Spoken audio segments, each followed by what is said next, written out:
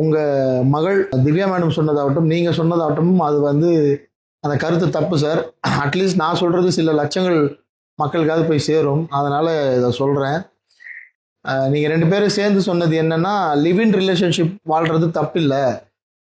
கல்யாணம் பண்ணிக்காமல், அதாவது தாலி கட்டாமல், மோதிரம் மாற்றாமல், நிக்கா அப்படின்ற முறையில் இல்லாமல், இந்த எந்த சடங்குகளும் இல்லாமல், ஃபேமிலி இல்லாமல், பெற்றோர்களோட சம்மதம் இல்லாமல், திருமணம் என்ற பந்தத்தில் வந்து நீங்கள் வாழ்கிறது தப்பு இல்லை. திருமணம்னு சொல்ல முடியாது, அதை பிடிச்சவங்க கூட சேர்ந்து வாழ்ந்துக்கலாம். எப்பெல்லாம் யார் யாரெல்லாம் பிடிக்குமோ அவங்க கூட சேர்ந்து வாழ்ந்துக்கலாம். அது தப்பு இல்லை அப்படின்னு ஒரு கருத்து.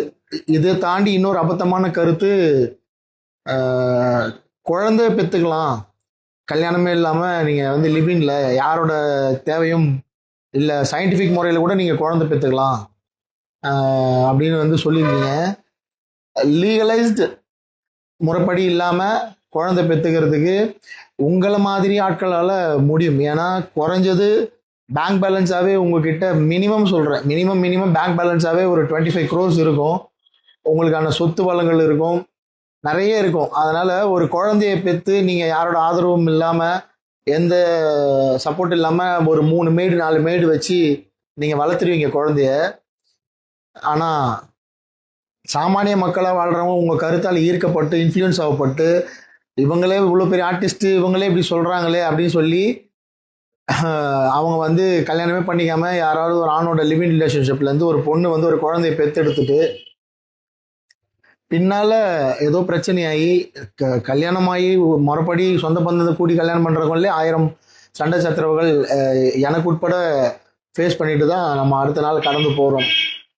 அப்படி இருக்க சூழலில் நீங்கள் எந்த பாண்டிங்லேயும் இல்லாமல், எந்த பந்தமும் இல்லாமல், வெறும் பிடிச்சிருக்குன்னு வாழ்ந்துட்டு நீங்கள் ஒரு புள்ள பெற்றுக்கிட்டு அவர் விட்டுட்டு போயிட்டாருன்னா அந்த குழந்தைய யார் பார்த்துக்கிறது? அந்த ஆண்மகன் கொண்டு போய் வச்சுப்பானா? இது வந்து சமுதாயத்தில் சாத்தியமா? பாதிக்கப்பட போகிறது யார்? அந்த பொண்ணு தான். ஒரு மாத சம்பளம் வாங்குற ஒரு பெண்ணாக இருந்தால் அவங்க வேலைக்கு போகிறப்ப அந்த குழந்தைய யாரை நம்பி விட்டுட்டு போவாங்க? ஒரே ஒரு மாத சம்பளத்தை வச்சுட்டு ஒரு சிங்கிள் பேரண்ட் வந்து இப்போ நீங்கள் வாழ்ந்துட்டு இருக்கவங்க கேளுங்க, அது எவ்வளோ கஷ்டன்றது அவங்களுக்கு புரியும். ஏதோ ஒரு சூழலில் வந்து அவங்க டிவோர்ஸ்டாக இருப்பாங்க, இல்லைன்னா ஏதோ ஒரு சூழலில் அவங்க ஹஸ்பண்ட் வந்து தவறி இருப்பார். ஒரு சிங்கிள் பேரண்ட்டாக ஒரு குழந்தைய வளர்க்குறது எவ்வளோ கஷ்டம்னு சமுதாயத்தில் இருக்கிறவங்க கேட்டு தெரிஞ்சுக்கோங்க. நாளுக்கு நாள் ஏசி ரூமில் நல்ல செல்வந்தராக வாழ்ந்துட்டு இந்த கருத்தை சொல்கிறது மிகப்பெரிய தப்பு, கண்டனத்துக்குரியது.